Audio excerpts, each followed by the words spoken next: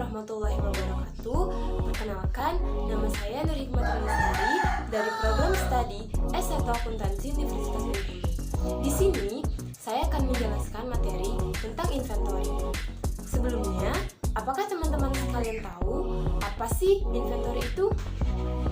Ya, benar sekali. Inventory atau persediaan secara umum mengacu pada semua barang, produk, barang dagangan, dan bahan yang dimiliki oleh bisnis untuk dijual di pasar dan dengan tujuan agar mendapatkan keuntungan.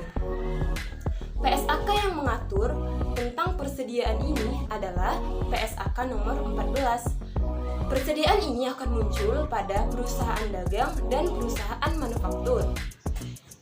Persediaan pada perusahaan dagang berupa persediaan barang dagangan atau merchandise inventory, merupakan persediaan berupa barang dagangan yang dibeli oleh perusahaan dengan tujuan untuk dijual kembali tanpa mengubah bentuk dari barang tersebut.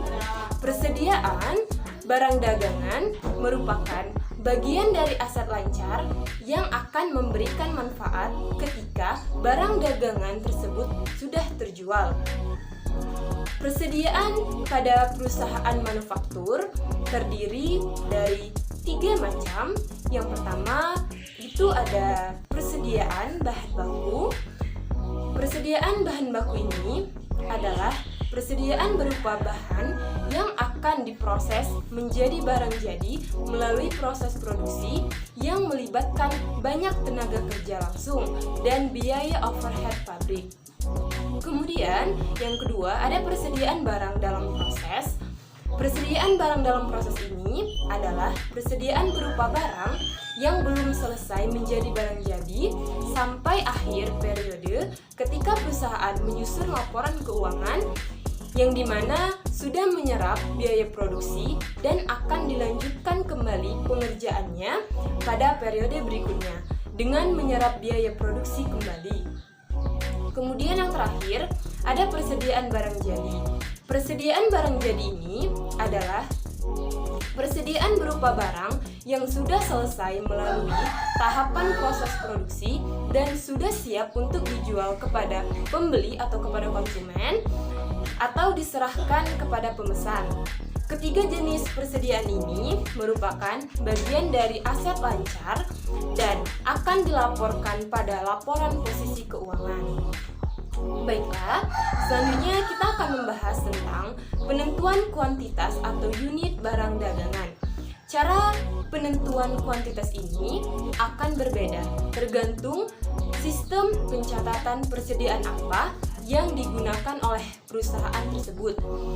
Yang pertama itu ada sistem pencatatan perpetual. Pada sistem pencatatan perpetual ini menggunakan kartu persediaan sebagai buku pembantu persediaan yang digunakan untuk mencatat setiap transaksi, setiap mutasi yang berhubungan dengan barang dagangan. Maka jumlah kuantitas persediaan barang dagangan akan dapat. Namun harus diingat, terkadang jumlah persediaan yang sebenarnya yang ada di gudang bisa jadi berbeda dengan jumlah menurut catatan yang disebabkan karena persediaan tersebut rusak atau mungkin pecah ataupun hilang dicuri, sehingga perusahaan yang menggunakan sistem perpetual juga tetap melakukan perhitungan fisik pada persediaan setiap akhir periode.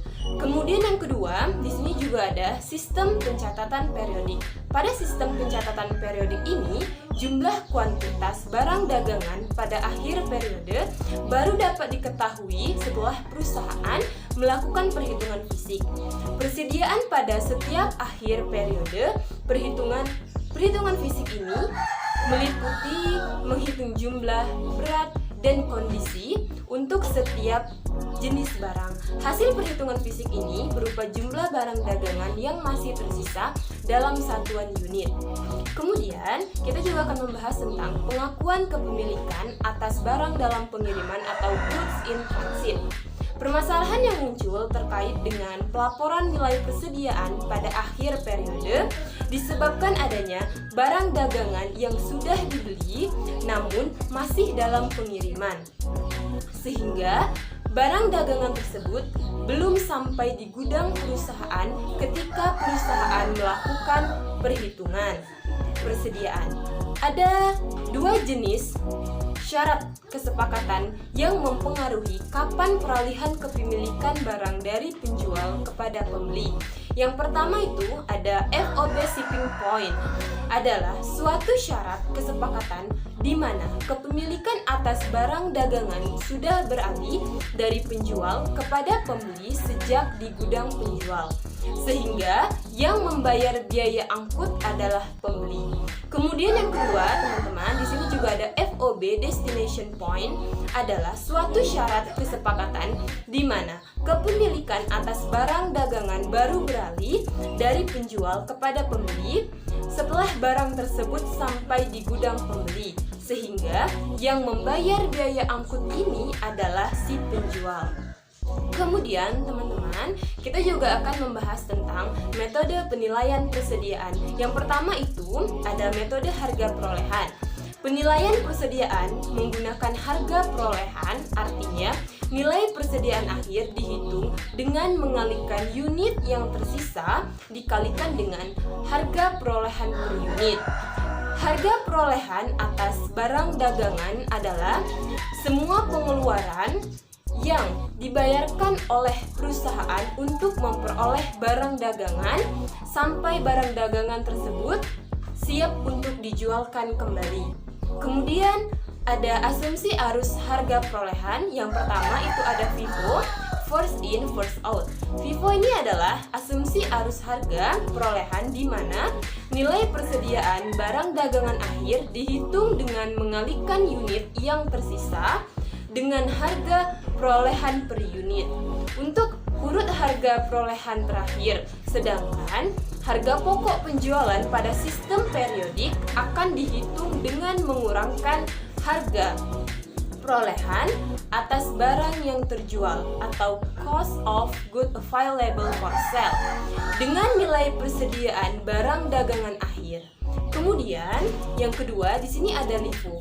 LIFO atau last in first out. LIFO ini sendiri adalah asumsi arus harga perolehan di mana nilai persediaan barang dagangan akhir dihitung dengan mengalihkan unit yang tersisa dengan harga perolehan per unit urut harga perolehan awal. Sedangkan harga pokok penjualan pada sistem periodik akan dihitung dengan mengurangkan harga perolehan atas barang yang terjual atau cost of good available for sale dengan nilai persediaan barang dagangan akhir.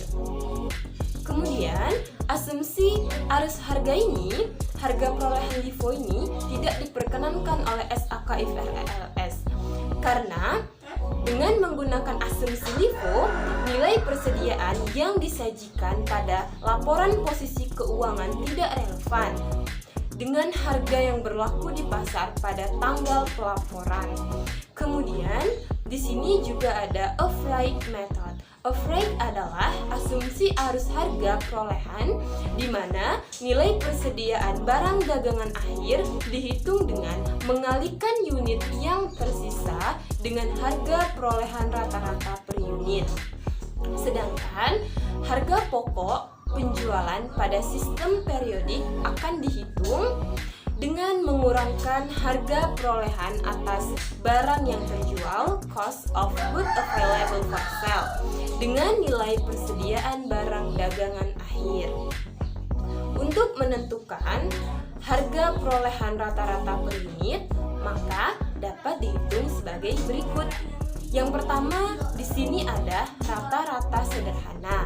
Harga perolehan rata dikurang rata per unit sama dengan jumlah harga perolehan dalam satu periode dibagi dengan perubahan harga perolehan. Kemudian yang kedua, teman-teman, di sini juga ada rata-rata tertimbang atau weighted average. Harga perolehan rata dikurang rata per unit sama dengan cost of good available for sale atau harga perolehan atas barang yang terjual dibagi dengan total unit available for sale. Baiklah, teman-teman, sampai di sini dulu video pembelajaran tentang inventory dari saya.